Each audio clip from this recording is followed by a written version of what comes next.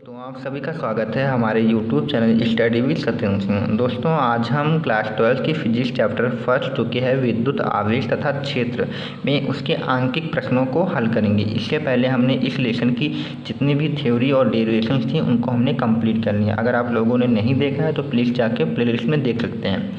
आज से हम इस लेसन में जो भी हमारे न्यूमेरिकल्स होंगे, आंकिक प्रश्न होंगे NCERT के, उनको हल करेंगे और साथ में कुछ अलग से भी प्रश्न हल करेंगे। पहले हम NCERT प्रश्नों को कुछ कवर कर लेते हैं, फिर उसकी सहायता से हम प्रैक्टिस सेट में कुछ अन्य प्रश्नों को भी हल कर लेते हैं। तो आज हम मेनली NCERT प्रश्न 1, 2 और 3 को कवर करेंगे। तो आइए हम पहले NCERT प्रश्न पहला देखते हैं जो कि कूलाम के नियम पर आधारित है।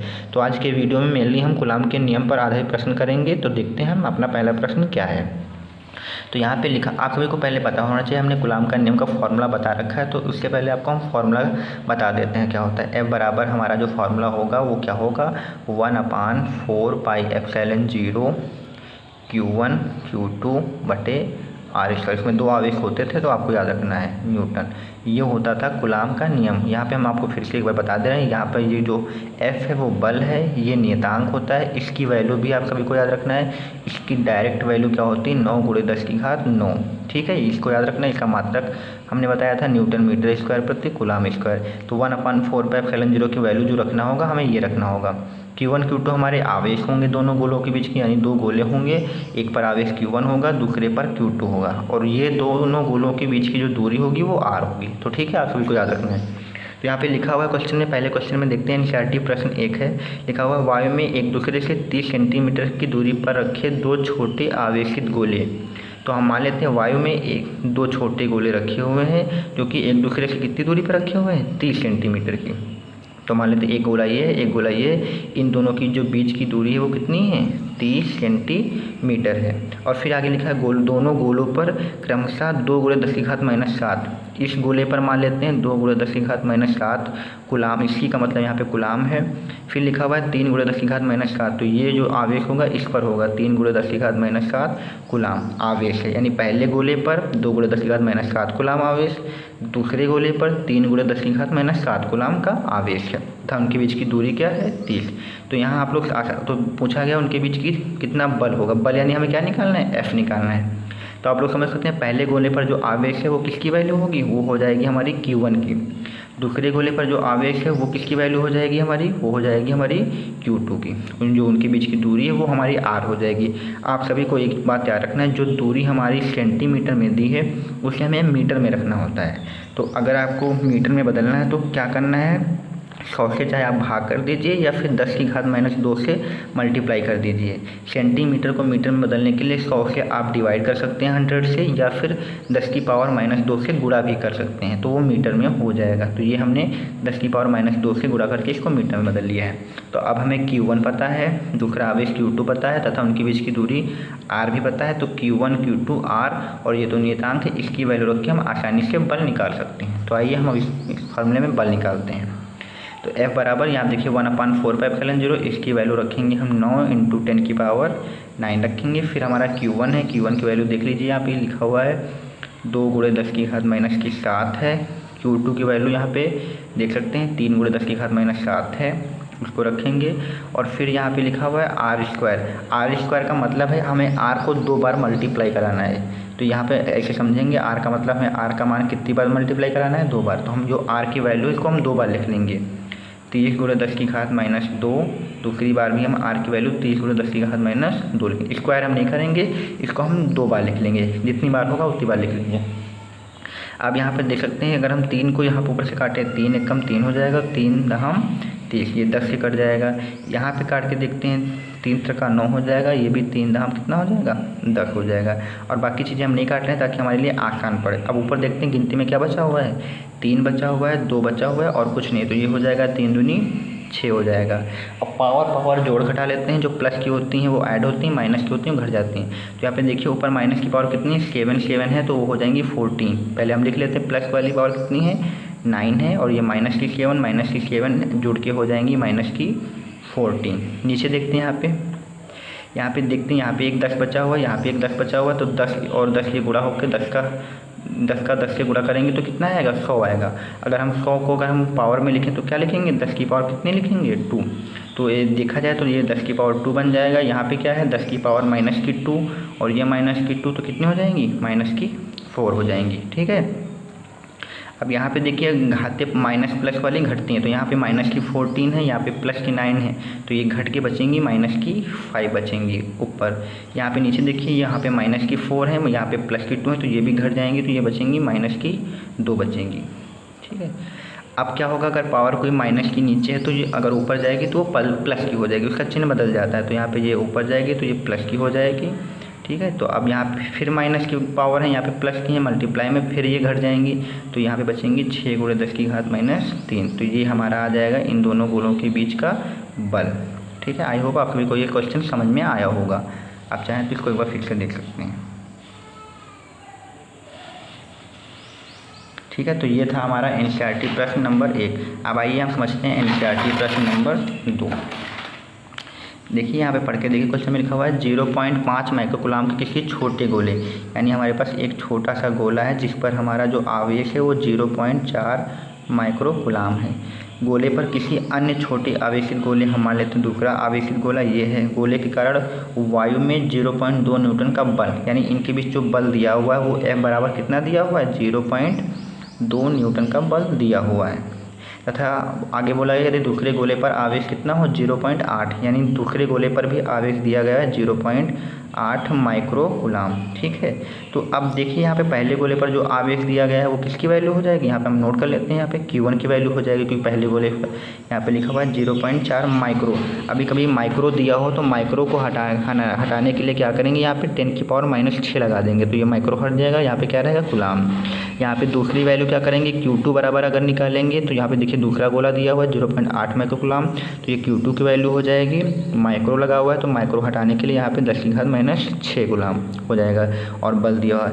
आप लोग देख सकते हैं कि इनके बीच की दूरी नहीं दी हुई, तो यानी हमें R नहीं पता है, और यहाँ पे क्वेश्चन में पूछा भी गया है, क्वेश्चन नंबर 1 में कहा गया दोनों गोलों के बीच की दूरी निकालना है। तो आइए हम उसी कूलाम के नियम के फार्मूले से इनके बीच की दूरी निकाल लेते हैं। आई होप ये सब आप सब अच्छे से पहचान जाएंगे कि आवेश क्या होता है, बल क्या होता है। तो फार्मूले में चलते हैं। फार्मूला आप सभी को पता है क्या होता है, 1/4πε0 Q1 Q2/r²। अब जिस चीज़ को निकालना है उसको हम बराबर के उधर ले जाएंगे, बाकी चीज़ें इधर लाएंगे। तो दूरी निकालना है तो r² को हम उधर ले जाएंगे और f को इधर ले आएंगे, तो r² जो बटे में वो ऊपर चला जाएगा, f जो ऊपर है वो नीचे आ जाएगा। और 1/4πε0 की वैल्यू को हम लिख लेते हैं 9 × 10 की घात 9, यहाँ पे हो जाएगा Q1 Q2/f हो जाएगा। अब क्या करते हैं, इसमें हम वैल्यू रखते हैं। अब यहाँ पे देखिए Q1 की वैल्यू कितनी है, 0.4 × 10 की घात -6 है। Q2 की वैल्यू कितनी है, 0.8 × 10 की घात -6 है। नीचे F का मान कितना है, 0.2 न्यूटन है। तो यहाँ पे देखिए ये वाला पॉइंट और ये वाला पॉइंट हम हटा सकते हैं। ठीक है, तो हटा देंगे, इसको काटना चाहे तो 2 × 1 = 2 हो जाएगा, 2 चक्कू कितना आएगा, 8 आएगा। अब क्या करते हैं, मल्टीप्लाई करा लेते हैं। यहाँ पे देखिए 4 है 9 है, इन तीनों को मल्टीप्लाई कराते हैं तो 4 × 4 = 16 होगा, और 16 × 9 होगा 144 होगा। कितना होता है, 4 × 4 = 16, 16 × 9 144। अब यहाँ पे देख सकते हैं 1 अंक बाद पॉइंट भी इसमें लगा हुआ है, तो इसमें भी हम क्या करेंगे, 1 अंक बाद पॉइंट लगा देंगे। और यहाँ पे पावर माइनस प्लस कर लेते हैं। देखिए हमारे पास प्लस की पावर कितनी है, 9 है, और माइनस कितनी है, 6, और ये 6 कितनी, 12 है। तो माइनस की 12 है और प्लस की 9 है, तो ये घटेंगे तो कितनी बचेंगी, -3 बचेंगी। ठीक है, आप सभी को याद रखना, अगर हम इधर पॉइंट ले जाएंगे तो जो हमारी पावर्स होती हैं वो माइनस में बढ़ती हैं, अगर पॉइंट हम इधर लाएंगे तो जो हमारी पावर्स हैं वो प्लस में बढ़ती हैं। तो हम इधर 1 अंक पॉइंट अगर खिसकाएँ तो क्या हो जाएगा, 1.44 हो जाएगा। तो हमारी जो पावर होगी वो एक प्लस की बढ़ेगी, और एक प्लस की पावर बढ़ेगी, यहाँ पे -3 है तो घट जाएगी, कितनी हो जाएंगी, -2। तो ये भी आंसर लिख सकते हैं अगर हम चाहें तो। ठीक है, या फिर आप चाहें तो और भी कुछ बदल सकते हैं, यानी ये भी सही है, ये भी सही है, तो कुछ भी हम कर सकते हैं यहाँ पे। ठीक है, तो ये था हमारा पहला क्वेश्चन। अब इसका हम दूसरा पार्ट समझते हैं। तो बोला गया है कि दूसरे गोले पर पहले गोले के कारण कितना बल लगेगा। आप सभी को हम बता दें कि कूलाम का नियम ये कहता है कि जो बल होता है वो दोनों बिंदु आवेश के बीच होता है, यानी जो बल होगा वो पहले आवेश के लिए जो बल होगा वही बल दूसरे आवेश के लिए भी होगा। तो यहाँ देख लीजिए, यहाँ पे बोला गया था, जो क्वेश्चन था इसमें बोला गया था कि छोटे आवेशित गोले के कारण वायु में 0.2 न्यूटन का बल लगता है। तो एक गोले पर 0.2 न्यूटन का बल लगता है तो दूसरे गोले पर भी वही बल लगेगा, क्योंकि दोनों बिंदु आवेश के लिए जो बल का मान होता है वो एक ही होता है। तो याद रखना है, यानी दूसरे गोले पर भी जो बल होगा वो कितना होगा, 0.2 न्यूटन होगा। तो हमको इसमें सिर्फ और सिर्फ इतना लिखना है, ठीक है। तो ये हमारा था एनसीईआरटी प्रश्न नंबर 2। आप सभी लोग इसको देख सकते हैं, ठीक है। तब आप आइए हम अपने तीसरे क्वेश्चन की तरफ बढ़ते हैं, जो कि यहाँ पे देखते हैं, ठीक है। ये हमारा क्वेश्चन यहाँ पे लिखा हुआ है, जांच द्वारा सुनिश्चित कीजिए कि ke² GME mg एक विमाहीन राशि है। भौतिक नियतांकों की सारणी देखकर GME mg के इस अनुपात का मान ज्ञात कीजिए। यह अनुपात क्या बताता है। पहले हमें क्या करना है, जो हमें राशि दी गई है इसको प्रूव करना है कि ये विमाहीन राशि है। अगर ये विमाहीन राशि है तो मतलब इसकी कोई विमा नहीं होगी। फिर क्या करना है, इसमें हमें भौतिक राशि नियतांकों की सारणी में वैल्यू देख के यहाँ पे पुट करना है और इसकी वैल्यू निकालना है, तो वो भी हमें देखना होगा, ठीक है। तो पहले हम क्या करते हैं, यहाँ पे ke² GME mg की विमा देख लेते हैं, इसकी विमा है या नहीं है। तो यानी विमाहीन राशि होगी तो पता चल जाएगा। तो सबसे पहले हमें इसकी विमा निकालने के लिए हमें k की विमा पता होनी चाहिए, e की विमा पता होनी चाहिए, g गुरुत्वाकर्षण नियतांक है इसकी विमा पता होनी चाहिए, m द्रव्यमान है, ये भी द्रव्यमान है। तो आइए सबसे पहले k की विमा पता करते हैं। हमने आपको सभी को पहले भी लेक्चर में बता रखा था कि k की विमा क्या होती है। अगर नहीं पता तो फिर से देख लीजिए। कूलाम के नियम का फॉर्मूला आप सभी को याद है, पहले क्या आया था, k(q1 q2/r²। ये फार्मूला कूलाम के नियम का आया था। यहाँ से अगर हम k बराबर निकालें तो क्या आएगा हमारा, k बराबर निकालेंगे तो r² जो बटे में था वो उधर जाएगा, तो हो जाएगा fr² हो जाएगा। q1 q2 ऊपर है तो ये नीचे आ जाएंगे, तो ये हमारा k बराबर आ जाएगा। अब यहाँ पे आसानी से हम k की विमा निकाल सकते हैं। k की विमा निकालने के लिए f की विमा यानी बल की विमा रखेंगे, तो बल की विमा होती है mlt-2 होती है, ये हमने आपको बता भी रखा है। r² दूरी होती है, दूरी के लिए विमा होती है 2r है तो यहाँ पे l² हो जाएगा, ठीक है। फिर अब क्या करते हैं, यहाँ पे देख लीजिए आवेश q है, दूसरा भी आवेश q। एक आवेश की विमा 80 होती है तो दूसरे आवेश की विमा भी क्या होगी, 80 ही होगी। तो यहाँ से हम k की विमा निकाल रहे हैं, देखिए क्या होती है, m यहाँ पे एक l है, ये 2 l है, तो l कितने हो जाएंगे, 3 हो जाएंगे। t -2 है तो -2 हो जाएंगे। नीचे देख लेते हैं, यहाँ पे एक a है तो कितने हो जाएंगे, a²। 2t है तो क्या हो जाएगा, t²। अब इनको ऊपर ले जाते हैं तो क्या होगा, तो ये ऊपर आएंगे तो प्लस के हैं तो काहे के हो जाएंगे, ये माइनस की हो जाएंगी, ठीक है। इनको फिर से जोड़ते हैं, यहाँ पे m1 है तो m1 ही रहेगा, l3 है तो l3 ही रहेंगे, t -2 है तो ये -2 कितने हो जाएंगे, -4 हो जाएंगे। a यहाँ पे अकेले हैं तो -2 हो जाएंगे। तो आप लोग देख लीजिए जो k की विमा हमारी है ml3 t-4 a-2 आ चुकी है, ठीक है, ठीक है, ये याद रखना है। अब हम देख लेते हैं दूसरी विमा हमारी ई जो होता है इलेक्ट्रॉन पर आवेश होता है, और कोई भी आवेश होगा उसकी विमा हम लोगों को 80 ही लेना है। तो यानी दोनों आवेश ई के लिए विमा क्या रहेगी, 80 ही रहेगी।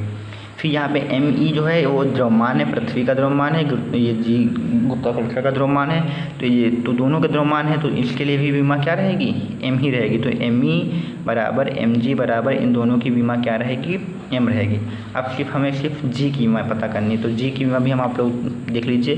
गुरुत्वाकर्षण फार्मूले में जी का फार्मूला होता है, आपको बता दें क्या होता है, एफ बराबर होता है जी एम ई m2 लिख लेते हैं या mg लिख लेते हैं अपॉन r², ये होता है me mg बटे r²। तो यहाँ से g की भी वैल्यू निकालना है तो फार्मूला बना लेते हैं। ये फार्मूला आपको याद रखना है, गुरुत्वाकर्षण नियतांक का होता है।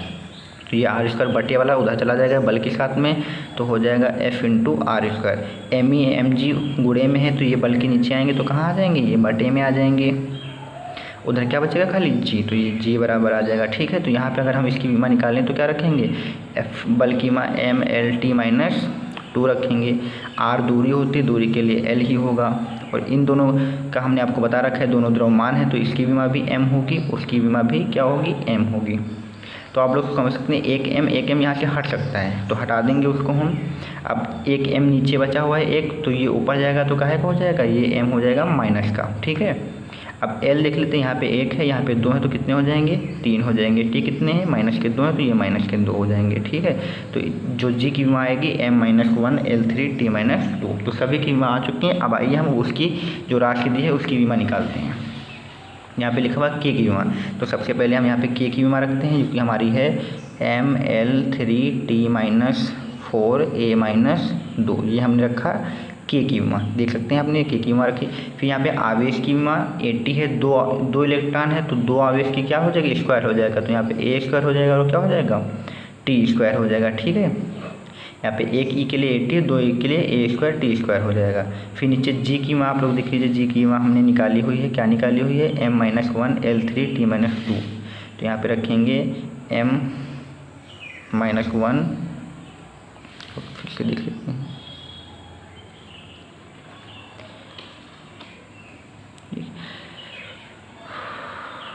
ठीक है, यहाँ पे माइनस का 1 हो जाएगा और क्या रखा है L3t-2, तो यहाँ पे L3 हो जाएगा, t-2 हो जाएगा। ठीक है, तो ये होगी विमा एम जी की होगी। फिर यहाँ पे लिखा हुआ है MEmG, m द्रव्यमान होता है, इसकी विमा भी क्या होगी, m होगी। फिर mg लिखा हुआ है, इसकी विमा भी m होगी। तो ये सब हमने विमा रख ली जो कि हमने निकाली, जो हमें नहीं पता थी वो निकालनी, जो पता है वो हम डायरेक्ट रख लेते हैं। तो सबको पहले जोड़ते हैं, ऊपर वालों को जोड़ते हैं। यहाँ पे एक m है, l कितने हैं, 3 है, लिख लेंगे, t माइनस के 4 हैं, यहाँ पे प्लस के 2 हैं तो घट जाएंगे तो बचेंगे माइनस के 2, a माइनस के 2 हैं, यहाँ पे प्लस के 2 हैं तो ये भी घट जाएंगे तो एक भी नहीं बचेगा, नहीं a 0 हो जाएगा, उसको हटा देते हैं। यहाँ पे देखिए m कितने हैं, यहाँ पे एक प्लस का, यहाँ पे एक प्लस का, तो 2 m प्लस के हैं, एक माइनस का, तो घट के यहाँ पे एक m बचेगा, वो भी प्लस का, क्योंकि 2 से 1 घटाएंगे तो एक ही बचेगा। l 3 है तो l 3 ऐसे लिख लेंगे, t माइनस के 2 हैं तो ऐसे माइनस के 2 को लिख लेंगे। अब आप लोग देख सकते हैं ऊपर भी वही चीज़ है, नीचे भी वही चीज़ है, तो ये दोनों एक दूसरे से कैंसिल हो जाएंगी। तो यह कैंसिल ना भी करें तो हम इसको ऐसे भी लिख सकते हैं, अगर हम इसको ऊपर ले जाएंगे तो क्या होगा, m हमारा माइनस का हो जाएगा, l हमारा माइनस का हो जाएगा, t हमारा प्लस का हो जाएगा। अब जोड़ेंगे m-1, ये +1 घट के क्या हो जाएगा, m 0 हो जाएगा, l-3, ये +3, ये भी घट के क्या हो जाएंगे 0, t-2, ये +2, ये भी घट के क्या हो जाएंगे 0। तो यानी सारी चीज़ें 0 हैं, तो हम कह सकते हैं जो हमारी ये राशि है वो विमाहीन है। ठीक है, तो ये था हमारा क्वेश्चन विमाहीन। अब इसका जो मान निकालना है वो हमें सारणी देख के निकालना है, वो आप शायद खुद कर सकते हैं, आपको कुछ नहीं करना है। यहाँ पे खाली k की वैल्यू रखनी है, k की वैल्यू आपको पता है 9 × 10⁻9 होता है। e की वैल्यू क्या होती है 1.6 × 10⁻−19 होता है। g गुरुत्वाकर्षण नियतांक है, इसकी वैल्यू आप सभी को याद रखना है 6.67 × 10⁻11 होती है। m इलेक्ट्रॉन, ये इलेक्ट्रॉन का द्रव्यमान है, यहाँ पे m इलेक्ट्रॉन का द्रव्यमान जो होता है 9.1 × 10⁻31 होता है। और यहाँ पे ये प्रोटॉन का द्रव्यमान है, MEmP यहाँ पे लिख सकते हैं। तो ये प्रोटॉन का द्रव्यमान है, इसकी वैल्यू जो होती है वो होती है 1.27 × 10⁻⁻27, सॉरी यहाँ पे ये 6.67 × 10⁻⁻27। ये सभी इनकी वैल्यू, अगर आप इनकी वैल्यू रखेंगे तो आपका आंसर आ जाएगा, तो आप स्वयं कर सकते हैं। तो ये थे हमारे NCERT प्रश्न 1, 2 और 3। आई होप आप सभी को ये प्रश्न समझ में आए होंगे। अगर समझ में आए तो प्लीज़ वीडियो को लाइक, सब्सक्राइब और शेयर करना मत भूलिए। और आगे की क्लास में हम कूलाम के नियम से संबंधित अन्य प्रश्न लाएंगे जो कि आपके लिए प्रैक्टिस सेट की तरह होंगे।